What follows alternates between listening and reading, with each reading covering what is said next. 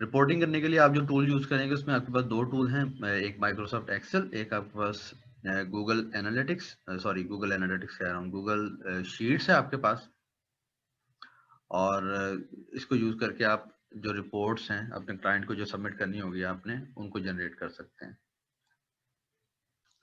मैं आपको थोड़ा सा शीट का भी बता देता हूँ। शीट ये बहुत पावरफुल है, आपने देखा जो हमारी अटेंडेंस भी बनी है वो भी इसी के अंदर बनी हुई है।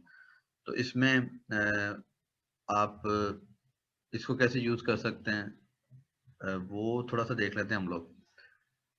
एक्सेल अब क्योंकि जो ऑफिस 360 है उसके बाद उन्होंने भी इसको क्लाउड बेस कर दिया है, लेकिन गूगल एक्सटेंसिवली यूज कर सकते हैं आप कोलैबोरेट करने के लिए। कोलैबोरेशन में ये है कि आप इसमें यहाँ पे इस पे शेयर करें, और शेयर करके तो आप यहाँ पे जितने भी चाहें बंदे या जो भी आपके हैं स्टूडेंट्स वगैरह, उनको आप यहाँ पे ऐड कर लें। जैसे मैं यहाँ पे ये सारे के सारे जो लिस्ट आपके सामने आ रही है ये इसके कोलैबोरेटर में एडेड है। तो जैसे ही मैंने यहाँ पे देखें ये फाइल क्रिएट की थी, तो ये क्योंकि फोल्डर आप लोगों के साथ शेयर है, तो इस फोल्डर में जब भी मैं कोई नई चीज बनाता हूँ ऑटोमेटिकली आप लोगों के साथ शेयर हो जाती है। तो इसमें एक सबसे बड़ा एडवांटेज ये है कि आप कोलैबोरेट कर सकते हैं, आप यूजर्स को राइट दे सकते हैं, किसी को आप कहते हैं कि वो सिर्फ व्यू कर ले, किसी को आप एडिटर बना सकते हैं, किसी को कमेंट का राइट दे सकते हैं आप, और उसको फिर इसी तरह से आप मिल के जो है ना उसमें एक्टिविटी कर सकते हैं।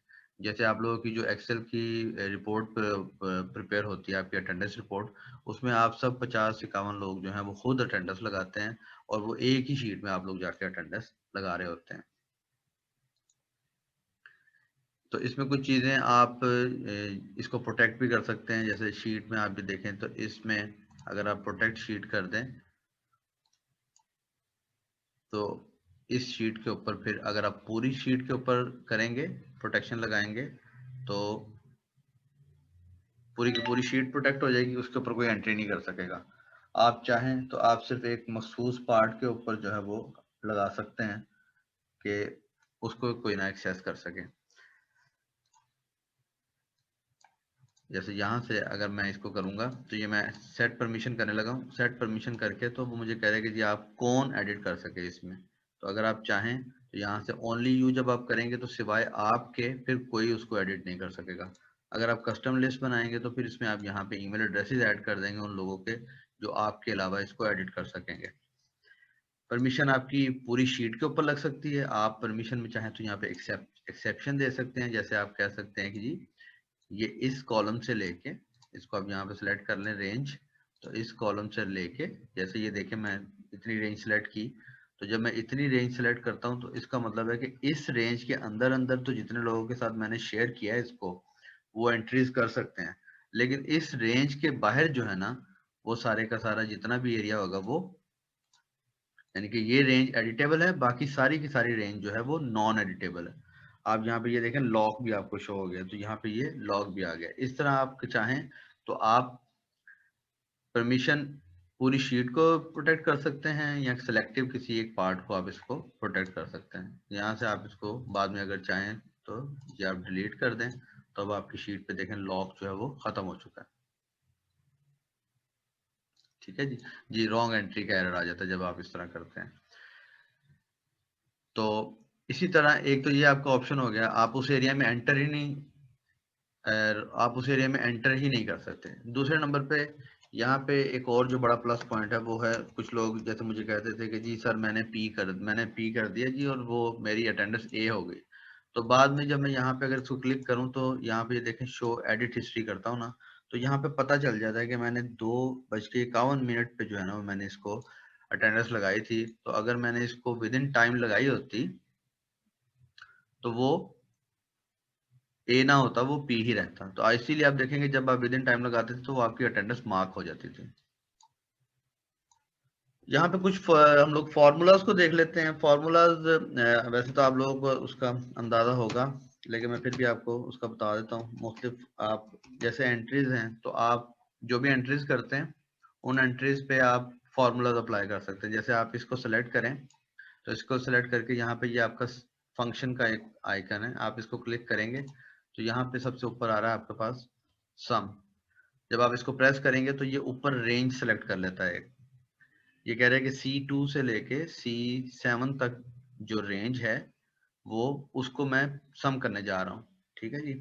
तो जब मैं इसको एंटर करूंगा तो इस सारी रेंज का जो है टोटल यहाँ पे नीचे आपके सामने शो हो जाएगा। तो जब भी अब ये डायनामिक आपका होगा इन अ वे, अब जब भी आप इसको चेंज करेंगे, जैसे आप यहाँ पे इसको 25 करते हैं तो आपका ये 100 हो गया। इसमें आप मुख्तलिफ फार्मूला अप्लाई कर सकते हैं जैसे यहाँ पे तो ये तो आपका सम हो गया। इसके बाद आपके पास यहाँ पे फार्मूला है कि जी ये एवरेज का फार्मूला है आपका। तो अब अगेन वो उसने रेंज सेलेक्ट कर ली और रेंज सेलेक्ट करके उसने कहा जी मैं इस पे आपको एवरेज निकाल के देता हूँ, और एवरेज जब आप एंटर करेंगे तो वो एवरेज आपको ये निकाल के देती है उसने 20। तो यहाँ पे ये आपके पास फार्मूलाज अवेलेबल हैं, और ये फार्मूलाज फिर इसमें ये आपके पास काफ़ी डिटेल मैथमेटिक्स के भी और डेटाबेस के और काउंट के भी। जैसे आप ये देखें जी, इसमें आपका अगर इसको मैं देखूं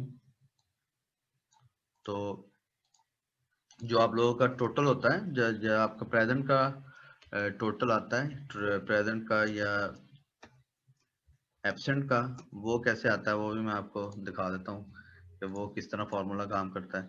तो यहाँ पे ये देखें, इसमें एक है जी, एक फार्मूला है आपके पास काउंट का।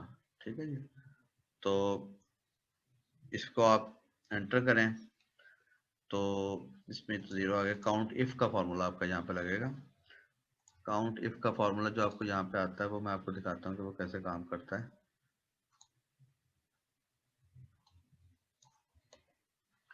ठीक है, यहाँ पे आपके सामने शीट में आ रहा है। इसको मैं यहाँ पे सिलेक्ट करता हूँ। ये ऊपर आपका फार्मूला बॉक्स है, यहाँ पे इसको मैं पेस्ट करता हूँ। अब इसको मैं ऊपर कह रहा हूँ count if, count if, count if C2 and C6। ठीक है, ये फॉर्मूला मैंने लगाया, इक्वल किया काउंट इफ C2 से C6 तक। तो मैंने उसे कहा कि C2 और C3 के दरमियान जितने भी P हैं उनको आप काउंट कर दो। जब मैंने इसको काउंट किया तो उसने नीचे मुझे बता दिया कि 3 जो है वो प्रेजेंट है इस टाइम। ठीक है जी। अगर इसी को मैं एब्सेंट पे अप्लाई करना चाहूं, एक और पॉइंट जो इसके रिलेशन का है, इसकी जो फॉर्मेशन रिलेटेड है वो मैं आपको बताता हूँ। अच्छा, इसके बाद आप शीट में ही अगर आप देखें तो शीट में आपको अगर याद हो तो जैसे ही आप करते हैं ए लिखते थे तो आपका हो जाता था वो रेड हो जाता था। ठीक है ना जी।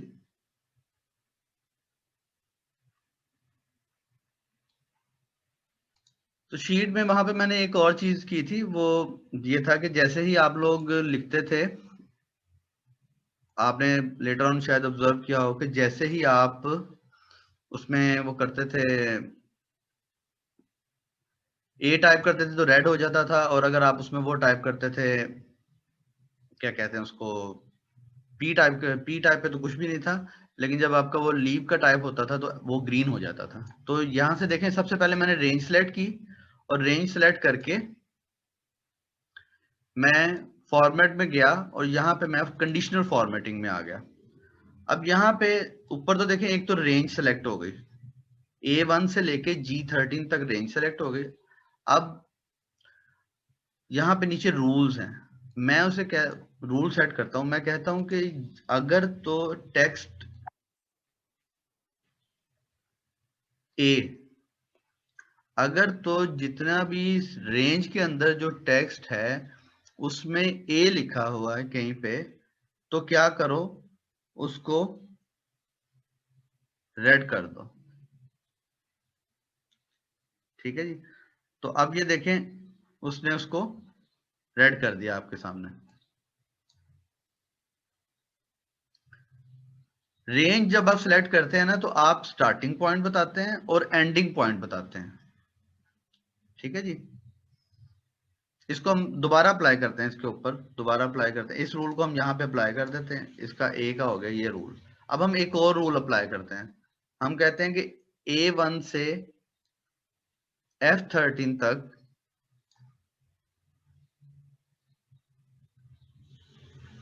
A1 से F13 तक अगर तो टेक्स्ट कंटेन P है तो फिर क्या करो, फिर उसको ग्रीन कर दो, डन हो गया।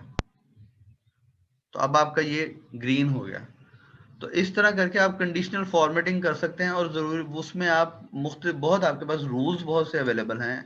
अगर तो खाली हो, जैसे आप यहाँ पे एम्प्टी को कर देते हैं, आप कहते हैं कि एम्प्टी को ये वाला कलर दे दिया जाए, तो आप जैसे उसको अप्लाई करेंगे तो रेंज C5, क्योंकि वो एम्प्टी नहीं है तो इसलिए वहां पे शो नहीं हुआ। एम्प्टी इज एम्प्टी, अगर एम्प्टी हो तो ये कर दिया जाए, अगर एम्प्टी ना हो तो ये कर दिया जाए, अगर ये वाला टेक्स्ट हो तो ये वाला काम कर दिया जाए, और अगर ये वाला टेक्स्ट ना हो तो ये वाला काम कर दिया जाए। ठीक है जी। अब यहाँ देखें, यहाँ पे आप देखें कि ये हुआ था कि P तो इसमें भी है, इसमें भी P आ गया तो ये भी हाईलाइट हो गया। देखें इसमें A भी है ना, तो इस वजह से ये भी हाईलाइट हो गया। तो अब मैं यहाँ पे क्या कर सकता था कि मैं यहाँ पे इसको लगाऊं, इतनी रेंज उसी को सिलेक्ट करूं, और यहाँ पे मैं उसे कहता हूँ, पहले मैं इसको अनडू कर देता हूँ ताकि ये रूल सारे, बल्कि मैं सारे डिलीट कर देता हूँ रूल। ये सारे रूल मैंने डिलीट किए, एक नया रूल मैंने सेलेक्ट किया, और यहाँ से मैं पहले रेंज सेलेक्ट करता हूँ, और रेंज सेलेक्ट करके ये रेंज मैंने सेलेक्ट की, उसके बाद मैं उसे कहता हूँ कि अगर तो एग्जैक्टली टेक्स्ट A है तो इन दैट केस ही आप इसको रेड कर दें। ठीक है जी। अगर तो एग्जैक्टली टेक्स्ट A है तो फिर आप जो कॉलम हो उसको क्या कर दें जी, ये रेंज यहाँ से सिलेक्ट कर लें पहले। ये रेंज आपकी आ गई ये वाली, इसको हम लोग A1 से लेके F13 तक यहाँ टाइप कर लेते हैं, ये रेंज आ गई। तो अब ये देखें आपका वो इसका हाईलाइट हो गया।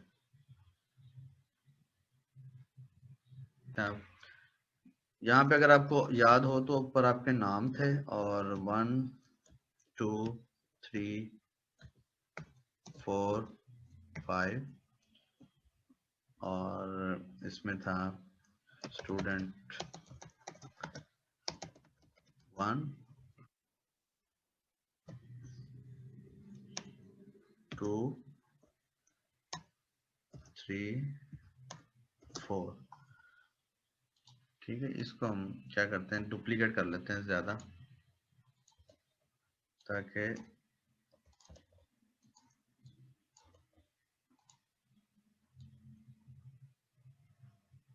जी वो भी मैं आपको बताता हूँ जी।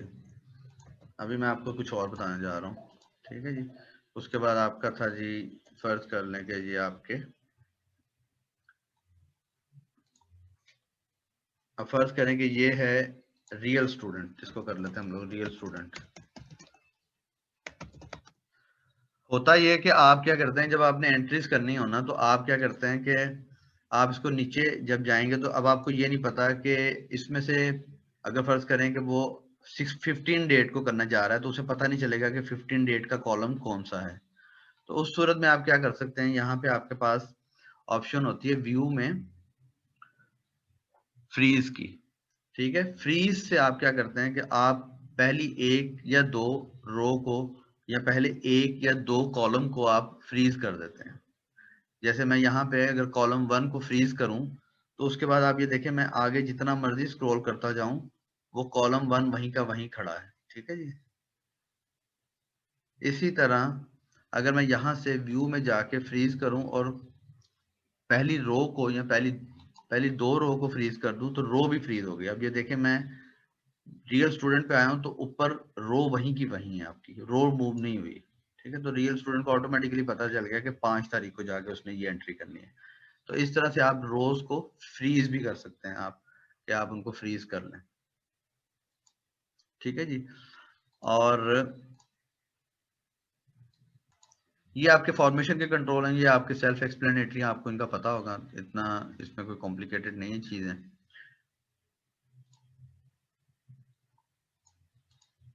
अच्छा जी, अब आप इसमें ना एक फिल्टर भी लगा सकते हैं। आपका फिल्टर का जो है ना वो, फिल्टर का तरीका ये है आपका, चलो मैं फिल्टर से पहले आपको ये रिपीट का बता देता हूँ। होता ये कि आप पहले लिखेंगे 1, फिर लिखेंगे 2, तो अब उसने ना एक वो डिटेक्ट कर लिया आपका सीक्वेंस डिटेक्ट। अब यहाँ से ये प्लस दबाएंगे ना आप, तो ये ऑटोमेटिकली आपका सीरियल में चला देगा इसको। ठीक है जी। या आप अगर लिखेंगे यहाँ पे 1 और 3, तो इसमें 2 का फासला है ना आपका, तो ऑटोमेटिकली ये आपका वही फॉर्मूला आ जाएगा। ठीक है जी। और इसी तरह आप अगर यहाँ पे स्टूडेंट 1 लिखें, तो इन दैट केस भी वो जहां जहां उसको पॉसिबिलिटी नजर आएगी उसमें अपडेट करने की, तो उसको भी अपडेट कर सकता है, जहां पे पैटर्न या न्यूमेरिकल चेंजेस हो सकते हैं आपके। ठीक है जी। तो इस तरह से आप इसको रिपीट मल्टीपल टाइम भी रिपीट कर सकते हैं।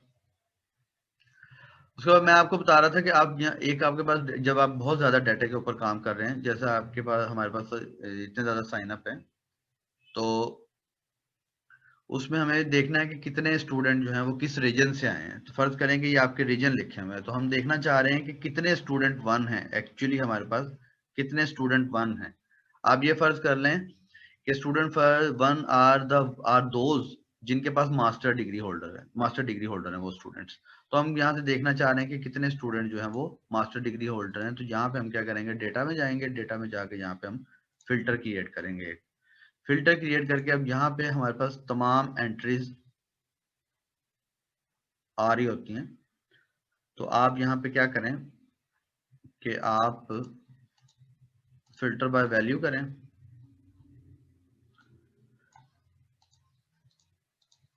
इसमें इसकी वैल्यूज आई नहीं, एक मिनट। ठीक है, यहाँ से आप जाएं डेटा में, डेटा में जाके filter view, create a new filter view करें आप। ठीक है जी। और क्रिएट अ न्यू फिल्टर में जब आप यहाँ पे आएंगे, तो यहाँ पे अब आपको वो वैल्यूज, इसकी वैल्यूज जनरेट कर रहा हो।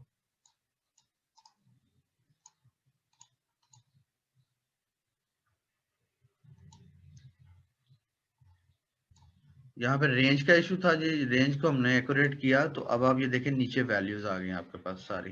ठीक है, तो उसने जो कॉमन वैल्यूज हैं सिर्फ उनको उठा लिया। उसने देखा कि हमारे पास एक यूनिक वैल्यू है रियल स्टूडेंट के नाम से, एक यूनिक वैल्यू है हमारे पास।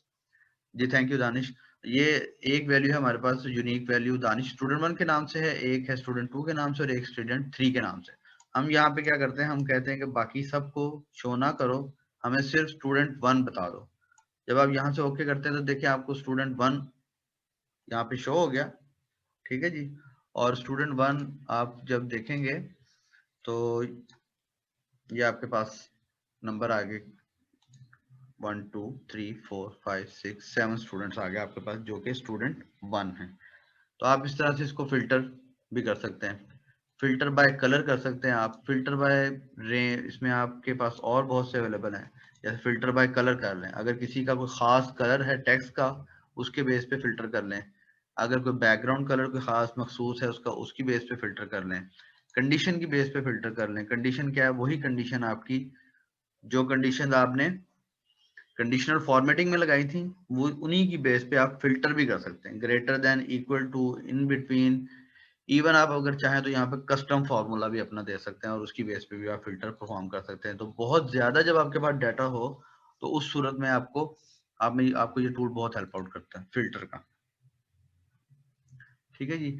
यहाँ पे ऊपर आपके पास सॉर्ट अवेलेबल है। सॉर्ट में आपका जैसे कि नाम से आपको अंदाजा है कि ये ए टू जी आपका सॉर्ट कर रहा होगा। फिल्टर यहाँ पे हम इसको डाटा में जाते हैं, और इस फिल्टर व्यू को हम यहाँ पे डिलीट कर देते हैं। ये फिल्टर व्यू हमने डिलीट कर दिया, नॉर्मल हमारे पास डाटा आ गया।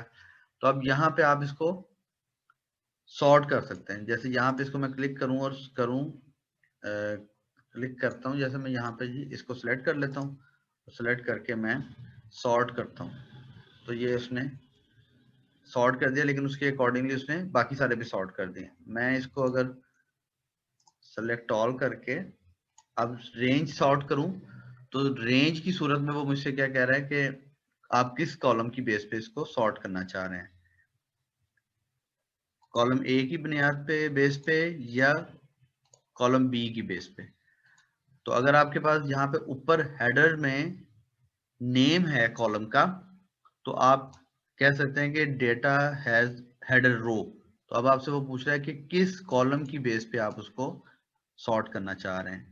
तो आप कहते हैं कि जी मैं नेम की बेस पे A to Z करना चाह रहा हूँ, तो अब आप इसको जब ओके करेंगे तो आप ये देखें कि रियल स्टूडेंट सबसे ऊपर आ गया, R आ गया, और नीचे सारे स्टूडेंट 1 आ गए, फिर स्टूडेंट 2 आ गए, और फिर आपके पास स्टूडेंट 3 आ गए, फिर स्टूडेंट 4 आ गया आपके पास। इस तरह से आप इसको सॉर्ट भी कर सकते हैं।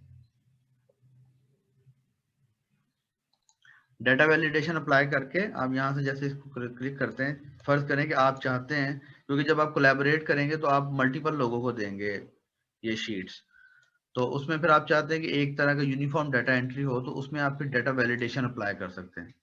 जैसे आप यहाँ पे मैंने आपके सामने करता हूँ कि चेक बॉक्स लगाता हूँ, तो मैं कहता हूँ कि चेक बॉक्स के अलावा कोई भी वैल्यू जो है यहाँ पर वो एक्सेप्ट नहीं होगी।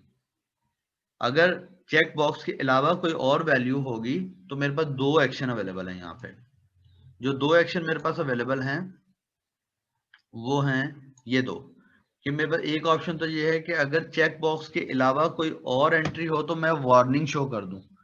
दूसरी ऑप्शन मेरे पास ये है कि अगर चेक बॉक्स के अलावा कोई और एंट्री हो तो मैं उसको रिजेक्ट ही कर दूं। ठीक है जी, तो आप इस पर भी इसको अप्लाई करके देख लें। जैसे यहां से अगर हम इसको अप्लाई करते हैं, तो जब हम अप्लाई करेंगे तो आप ये देखिएगा कि सेव करेंगे तो आपकी ये सारी की सारी वैल्यूज इन पे इनवैलिड आ गया। टेक्सचुअल वैल्यूज के ऊपर इनवैलिड आ गया। क्यों इनवैलिड आ गया? डेटा पे जाके हम इसको डेटा वैलिडेशन अप्लाई करते हैं, डेटा वैलिडेशन अप्लाई करके अब इस बार हम कहते हैं रिजेक्ट वैल्यूज। तो जब हम इसको सेव करते हैं, सॉरी ये फॉर्मूला चेक बॉक्स, तो यहाँ पे मैं ऐसे कहता हूँ रिजेक्ट वैल्यूज। तो अब यहाँ पे क्योंकि वैल्यूज ऑटोमेटिकली थी तो एरर तो उनके ऊपर आ गया, वो वैल्यूज नहीं गई। लेकिन अगर मैं फर्ज करें यहाँ पे हेलो लिखना चाहूं तो इसे टेक्निकली जो है वो उसको रिमूव कर देना चाहिए था। तो इसमें आप देखें दो ऑप्शन है आपके पास, इसमें आपका ट्रू फॉल्स भी एक्सेप्ट कर लेगा। अगर आप यहाँ पे इसको जाके डेटा वैलिडेशन अप्लाई करेंगे तो यहाँ पे कस्टम वैल्यूज आप कहेंगे ना, तो चेक में ट्रू, और जैसे गलत करते हैं इसको हम चेक करने के लिए,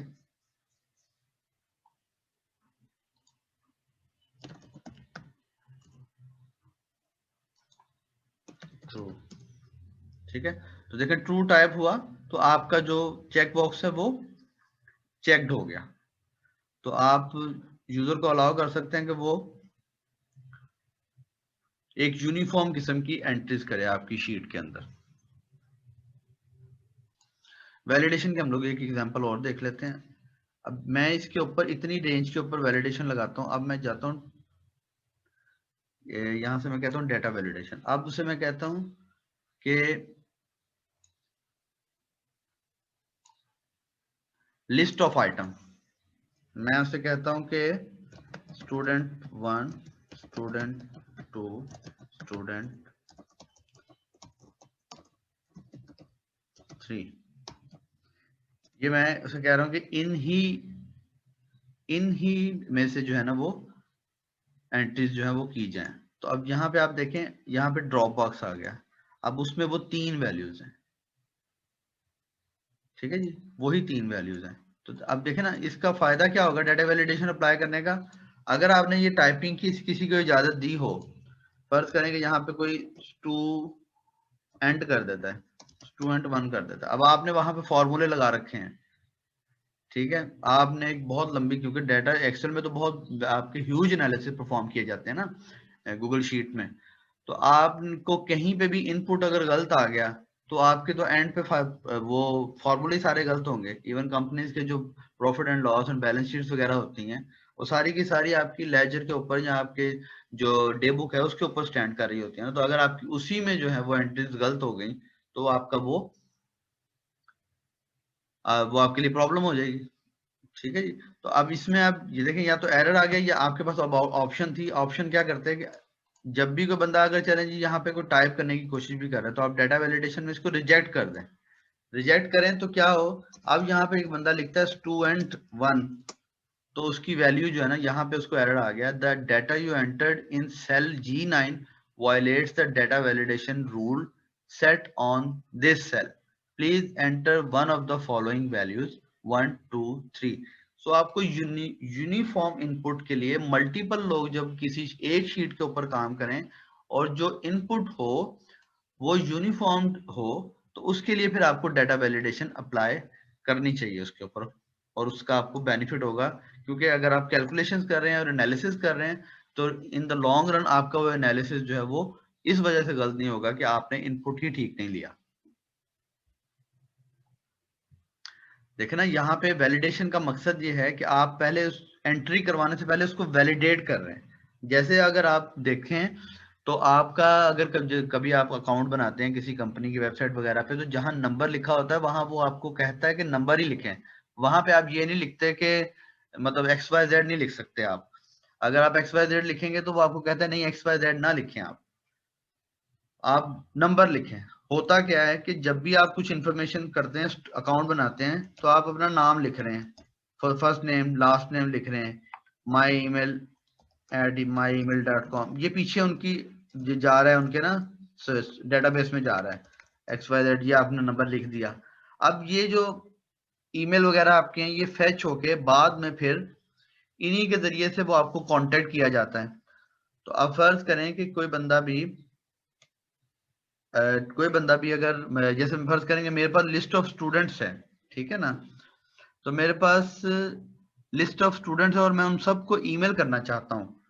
तो मैं अगर उनको ईमेल करता हूँ और उन्होंने किसी ने जो है ना वो ईमेल लिखा है ऐसे my space they the, email में तो स्पेस ही नहीं होती, और वो किसी ने ऐसे लिख दिया, कुछ कोई गलती कर दी, तो अब वो मैं जब उनको ईमेल करूंगा तो ईमेल तो नहीं जाएगी उनको।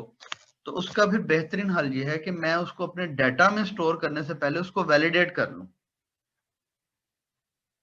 मैं पहले देख लूं कि उसने वाकई ही ईमेल वैलिड ईमेल डाला है अपना। इस शीट को बनाने का मकसद ये है कि आप जरूरी नहीं कि यही शीट बनाएंगे, सिचुएशन हो सकती है कि आपको कभी इसकी यूज करना पड़े। आप क्लाइंट को जब अपनी सेल्स रिपोर्ट या कोई भी रिपोर्टिंग अगर सबमिट करेंगे तो वो आप इसी तरह की कोई शीट होगी, मतलब जिसमें अगर आप फर्ज करेंगे जैसे इनको ये जो ऑर्डर आया है तो उसमें वो कहती है कि जी आप मुझे प्राइस कंपैरिजन दें, तो आप कहते हैं जी मैं प्राइस कंपैरिजन दे रहा हूँ आपको जी। तो प्राइस कंपैरिजन क्या है जी, आप कह लें कि डिस्ट्रीब्यूटर का ये है, अमेजोन का ये है, और पोटेंशियल कितना है, अर्निंग पोटेंशियल,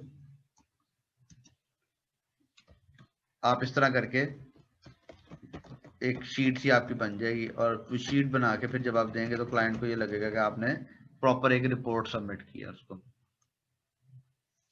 जो आपने शेयर करना है इसको, वो आप शेयर के बटन से यहाँ से क्लिक शेयर करते हैं। जब आप शेयर के ऊपर क्लिक करते हैं तो यहाँ पे आपके पास शेयरिंग का ऑप्शन आ जाएगा, और उसमें क्या होगा कि आप उसको क्लिक करेंगे, और क्लिक करके तो वहां पे आप ईमेल टाइप कर देंगे जिसके साथ आप इसको शेयर करना चाह रहे हैं। शेयरिंग में दो ऑप्शन होते हैं गूगल शीट में। एक ऑप्शन आपके पास ये है कि आप उसको सिर्फ व्यू ओनली दें, मतलब उसमें ये होता है कि आप लिंक, जिस बंदे के पास भी लिंक होगा वो उसको व्यू कर सकता है। जैसे आप लोगों के भी जो जैसे कुछ इंट्रोडक्शन वीडियोस हैं, वो जिसके पास भी लिंक है वो उसको रिव्यू कर सकता है। लेकिन आप ये देखेंगे ये जो रिकॉर्डिंग है आपकी, रिकॉर्डिंग वाला फोल्डर हर बंदा एक्सेस नहीं कर सकता, उसको पहले एक्सेस मांगना पड़ती है, और एक्सेस मांगता है, फिर उसको वेरीफाई किया जाता है कि आया वो एनरोल्ड स्टूडेंट था। अगर तो वो एनरोल्ड स्टूडेंट था तो फिर उसको एक्सेस दे दी जाती है, अगर वो एनरोल्ड स्टूडेंट नहीं है तो फिर उसको एक्सेस नहीं दी जाती। वैलिडेशन के लिए हम लोग एक एग्जांपल और देख लेते हैं। सपोज सपोज कि मुझे चाहिए था कि इसमें सिर्फ नंबर्स एंटर किए जाते हैं। यहाँ पे किसी ने लिख दिया कि जी VA लिख दिया फर्ज करें। अब ये तो वो वैल्यू नहीं थी जो कि मैं एक्सपेक्ट कर रहा था या मैं एक्सपेक्ट कर रहा हूँ, ठीक है। तो मैं क्या करूंगा, मैं एक रेंज तो मैं सिलेक्ट कर ली, रेंज सिलेक्ट करके डाटा में चला गया, यहाँ से डाटा वैलिडेशन अप्लाई की, डाटा वैलिडेशन अप्लाई करके यहाँ मैं नंबर कर दिया उसको, ठीक है। अब जब मैं नंबर करता हूँ तो वो देखें नंबर में भी उसने मुझे रेंज दे दी, उसने कहा कि अब फॉर्मूले आपके पास नंबर पे अवेलेबल है। अगर आप उसे कहते हैं कि मुझे बिटवीन 10 से 100 तक की शो की जाए, अलाउ की जाए इसमें, ठीक है। यहाँ हम इसको पहले करने से पहले एम्प्टी कर देते हैं और इसको हम कलर दे देते हैं यहाँ पे, ताकि हमें पता हो कि ये हमारी रेंज थी। सो ये हमारी रेंज है जिसके ऊपर हम काम कर रहे हैं। इस रेंज के ऊपर मैं यहाँ के डाटा वैलिडेशन अप्लाई कर देता हूँ। मैं कहता हूँ कि इसको, इस पे सिर्फ नंबर लिखा जा सके और नंबर भी 10 से लेके 100 तक कोई नंबर लिखा जा सके, ठीक है। इसको सेव करता हूँ। तो जैसे ही मैं यहाँ पे 500 लिखूंगा तो देखिए वो एरर आ गया, इनवैलिड वैल्यू आ गई, ठीक है। इसको मैं रिमूव करता हूँ, दोबारा मैं चला जाता हूँ, इसी रेंज को दोबारा सेलेक्ट कर लेता हूँ और रेंज को दोबारा सेलेक्ट करके यहाँ पे दोबारा जाता हूँ डाटा वैलिडेशन पे। और अब मैं उसे कहता हूँ कि नंबर तो चले यही रहे, लेकिन अगर कोई बंदा 500 लिखे ना तो उसको रिजेक्ट कर दो। तो अब मैं उसे यहाँ पे लिखता हूँ 500, तो उसने मुझे एरर दे दिया, उसने कहा जी ये वैल्यू इस जगह पे ये वैल्यू नहीं चलेगी, आप 100 से लेके 10 से लेके 100 तक कोई वैल्यू डालें, ठीक है। This is how validation works, ठीक है। आप इसको मजीद इसमें अप्लाई कर सकते हैं। जैसे आप डाटा में चले जाएं तो डाटा वैलिडेशन में आप जाके यहाँ पे आप नॉट बिटवीन कर दें, लेस देन कर दें, लेस देन और इक्वल कर दें, ग्रेटर देन कर दें, ग्रेटर देन और इक्वल टू कर दें, इक्वल टू कर दें, नॉट इक्वल टू कर दें, ठीक है। तो आप इस तरह करके कोई वैलिडेशन जो है वो उसको अप्लाई कर सकते हैं इसके ऊपर।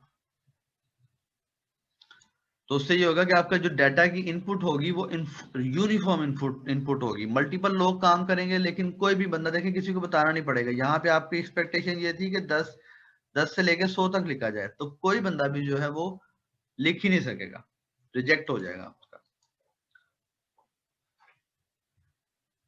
इसमें ये एक पार्ट ये है कि शेयर कैसे करेंगे। यहाँ पे शेयर का बटन है आपका ना, ये शेयर करके तो ये आपके सामने लिस्ट आ जाएगी। ये उन लोगों की लिस्ट है जिनके साथ ऑलरेडी ये शेयर्ड है। यहाँ पे दो ऑप्शन आपके पास होती हैं, ये नीचे आप अगर देखें ना तो नीचे आपके पास है गेट लिंक। अगर आप गेट लिंक करेंगे तो ये आपको लिंक मिल जाएगा। ये लिंक कॉपी करके आप किसी को भी देंगे तो उसको इसको ओपन करने, वो इसको ओपन करेगा लिंक, तो उसको पहले राइट्स मांगना पड़ेंगे। क्यों? यहाँ पे रिस्ट्रिक्टेड लिखा हुआ है, ठीक है। अगर यहाँ पे मैं इसको कर दूं एनीवन विद द लिंक, तो फिर जिस बंदे के पास भी लिंक होगा वो उसको ओपन कर सकता है। अभी एक तरीका तो ये है कि आप एक फाइल बनाएं, उसको शेयर के ऊपर क्लिक करें, गेट लिंक करें, रिस्ट्रिक्टेड सेलेक्ट कर दें और फॉरवर्ड कर दें, जैसे आपके क्लाइंट ने भी आपको दिया। तो जब आपको उसने लिंक दिया तो आपको उस पर राइट्स मांगना पड़े। तो जब आपने उसको राइट्स मांगे उसके, जैसे यहाँ से ये कॉपी मैं करूं और कॉपी करके मैं इसको यहाँ पे किसी और जगह ओपन करके देखता हूं, तो मुझे ये कैसे शो होता है मैं आपको दिखाता हूँ। यहाँ पे मैं आपको दिखा रहा हूँ जी, एक सेकंड। अब यहाँ पे मैं आ गया तो मैं यहाँ पे उसको ओपन करता हूँ उस लिंक को। हालांकि वो रिस्ट्रिक्टेड लिंक था तो वो कह रहा है जी एक्सेस डिनाइड। लिंक आपके सामने स्क्रीन पे आ रहा होगा। मैंने वो लिंक ओपन किया तो लिंक तो मेरे पास आ गया, लेकिन वो कह रहा है कि जी एक्सेस डिनाइड है, इस पे आपको रिक्वेस्ट मांगनी पड़ेगी इस पे, ठीक है जी। तो आपको इस पे रिक्वेस्ट लेना पड़ेगी।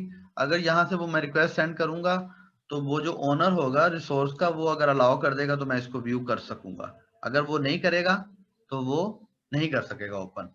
दूसरी ऑप्शन ये है कि आप यहाँ से इसके ऊपर क्लिक करें और ऑलरेडी जिसको आप एक्सेस देना चाह रहे हैं ना, आप उसको यहाँ पे उसका ईमेल लिख दें। जैसे आप सब लोगों को भी एक्सेस ऑलरेडी, जब ये रिसोर्स बना था तो आप लोगों को एक्सेस ऑलरेडी दे दी थी इसके ऊपर। सिचुएशन ये है कि आपने ये फाइल किसी के साथ शेयर की थी, ठीक है। अब आपने ये फाइल किसी के साथ शेयर की, आप उसको अब चाहते हैं कि लेटर ऑन वो उसको ना एक्सेस कर सके। तो आप सिंपली जैसे फर्ज करें कि ये आप अब्दुल जब्बार हैं, आप कहते हैं कि ये अब्दुल जब्बार जो है ना ये ना इसको एक्सेस कर सकें, तो यहाँ से आप इसको क्लिक करें, इसको रिमूव कर दें और उसको सेव कर दें। तो फिर अब्दुल जब्बार जो है ना वो उसको एक्सेस नहीं कर सकेंगे दोबारा। This is how it works. अच्छा, आप कुछ कॉलम जो है ना इसमें हाइड भी कर सकते हैं। जैसे यहाँ से ये दो कॉलम आप सिलेक्ट करें और इसको सिलेक्ट करके तो इसको यहाँ से आप हाइड कर दें, तो ये कॉलम आपके हाइड हो जाएंगे। ये जो एरो बने हुए हैं इसके ऊपर जब ये क्लिक होगा तो वो कॉलम दोबारा आपके विजिबल हो जाएंगे।